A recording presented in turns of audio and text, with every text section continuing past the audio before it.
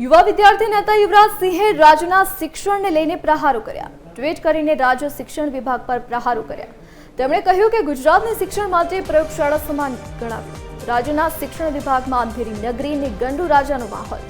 ખાનગી કંપનીના લાભાર્થી એકમ કસોટીનું તૂટ ચલાવવામાં આવ્યું। 100 વર્ષ સુધી વિદ્યાર્થીઓને માનસિક ત્રાસ આપ્યા બાદ એકમ કસોટી બંધ કરવામાં આવી। રાજ્યની 49,000થી વધુ શાળાના શિક્ષકોના હજારો કલાકનું વેડફાટ થયું।